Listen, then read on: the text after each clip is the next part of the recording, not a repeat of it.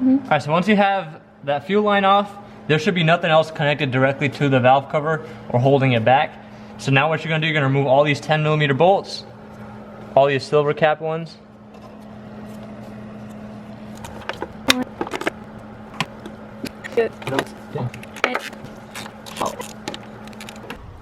Alright, so what I've done now is I've went ahead and removed this positive terminal. It's held in with two 13mm bolts. There's a wire that comes from the starter right here, and the wire that comes from the battery right here, and that the wire from the battery goes to this one, and the starter one goes right there. So I went ahead and disconnected those, and after that what I also did was I disconnected this little blower motor. This is how the air gets into the cabin. Pretty much there's two 10mm bolts, one that goes right there and one right underneath it right there. I removed both of those, and then after that I removed this little clamp that hooks up the heater hose. That's just using a hex. Yeah, that's the clamp right there, and it uses this kind of a hex bolt right here. I did that on both sides, and then after that there's also a Torx bolt right here. This is a T30 bolt. That's where the strut bar used to be. I remove that T30, and once you have all that out, then what you can do, you can just lift this up. And don't mind the windshield wiper arm. I just taking that off just to see how everything was working down here. So you know how to take that off.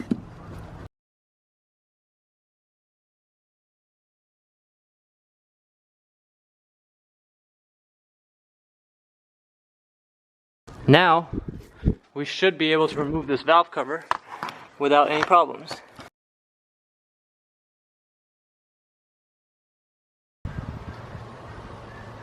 So I already took off the little cylinders that go right here for the ignition coils to protect it from the oil. There's one on each cylinder. These just slide on there. They use an O-ring right there to slide on to keep it from leaking any oil onto the ignition coil. So now what you're going to do is you're going to go ahead and clean up the whole surface where the valve cover goes. You're going to clean up that whole surface, get all the dirt out. Make sure you check in your engine, see if any like plastic pieces fell, because the grommets that are usually in there are really brittle, like as you can see this one right here. Alright, so now we're going to remove these grommets.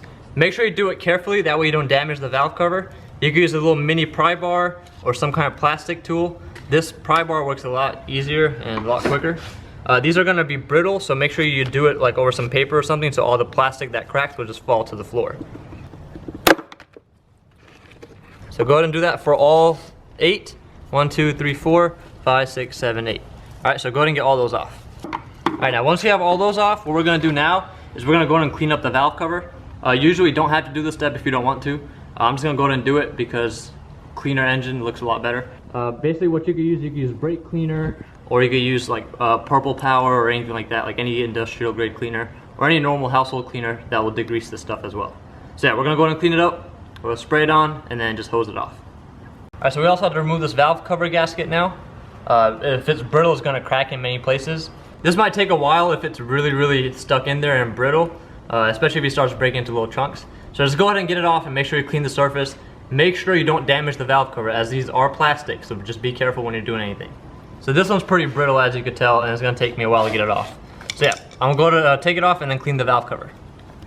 Alright, so now we're going to put this valve cover gasket on. Just make sure you put it in without any kinks.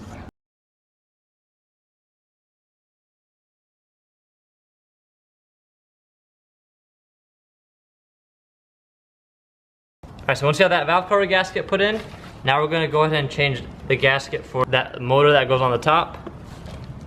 Here's the new one.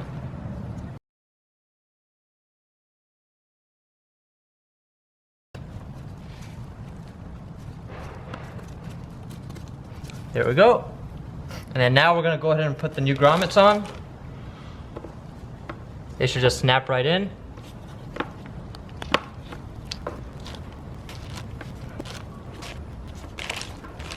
And these are the new bolts that we're going to put in.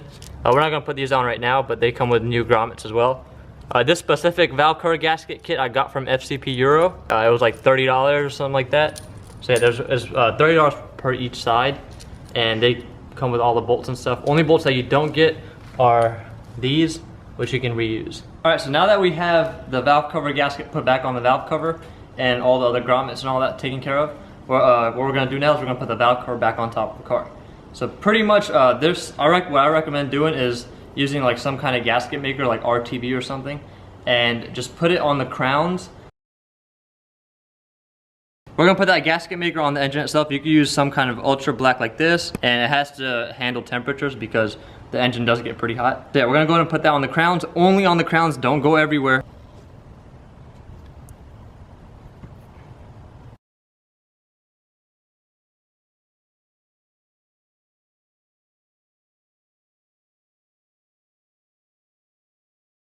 Alright, so now we're going to go ahead and re-secure the valve cover. So pretty much the kit should come with new bolts with the grommets already pre-installed. So those bolts go on the side right here.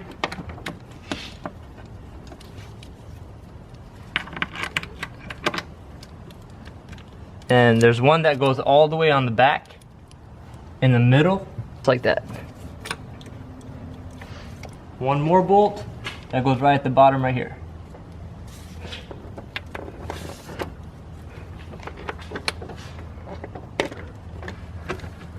Alright, so you're going to have 8 of these.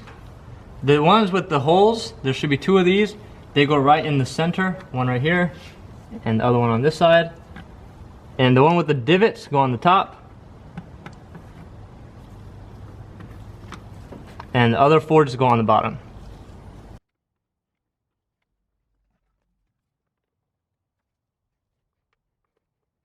And now you're going to use a 10mm socket and tighten them. What you're going to do, you're going to tighten them in the cross pattern, and don't tighten them all the way at first. Just keep going a few turns at a time all the way around.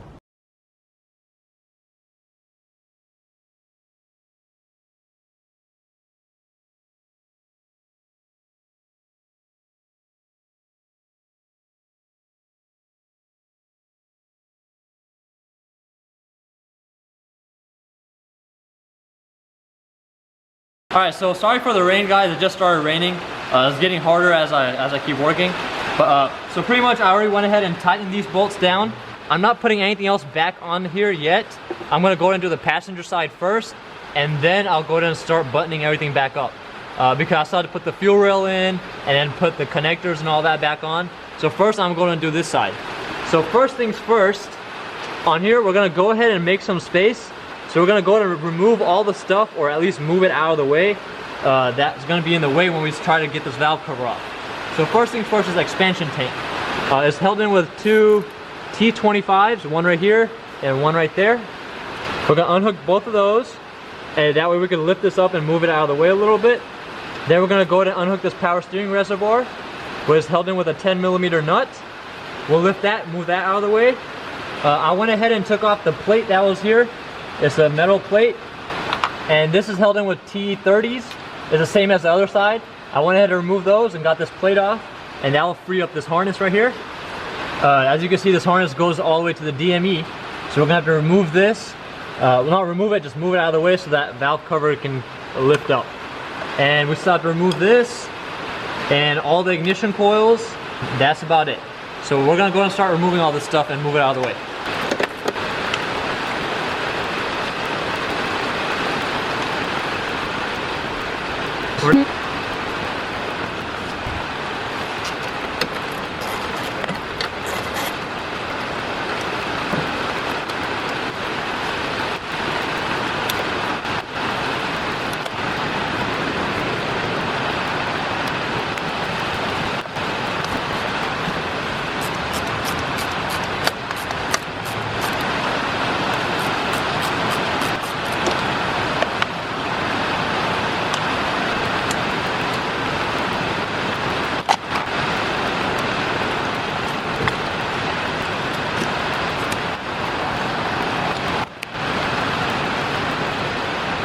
We're also going to remove these 2 right here.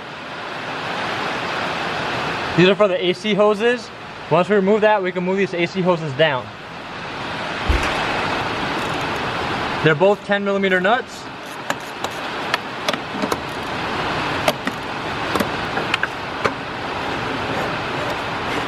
Alright, so now we're going to remove these 2 connectors. It's the same process as last time. You got to lift up the clip just a little bit off the sides.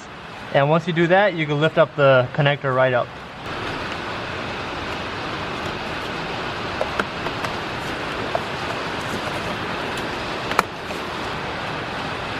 Now you have to remove all of these bolts right here and the one down there for all these connectors. This one will not come out, only this top plate is going to come out. And once again, you can use a 3/16 socket or an external Torx number 6.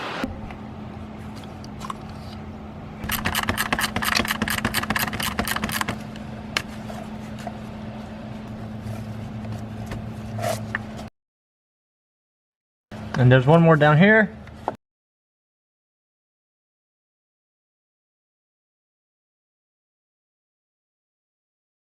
Now we have to pop off this harness right here for the ignition coils.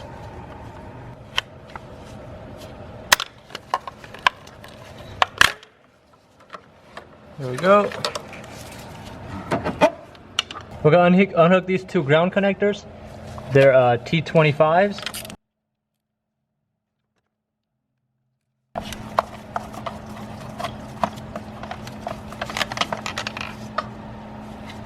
Alright, these 4 bolts are also T25s.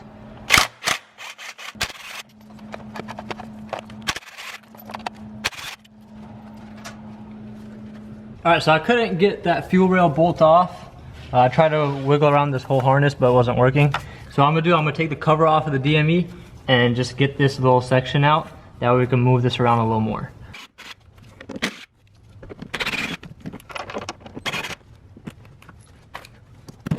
Once you have the cover off, what we can do is we can move these wires off of these rubber grommets, and that will give us more space to take off the actual valve cover itself. Alright, so now we're going to take off all the 10mm bolts holding the valve cover in. It's the same as the other side.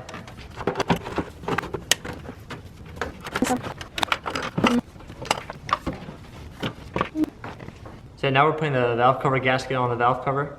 If you're only doing one side, make sure you buy the right side because they are not the same gasket. Although I don't recommend only doing one side.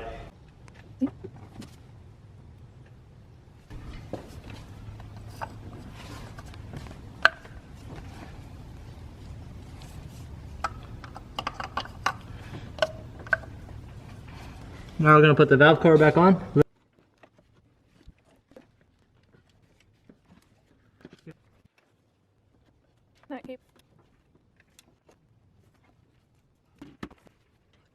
Okay.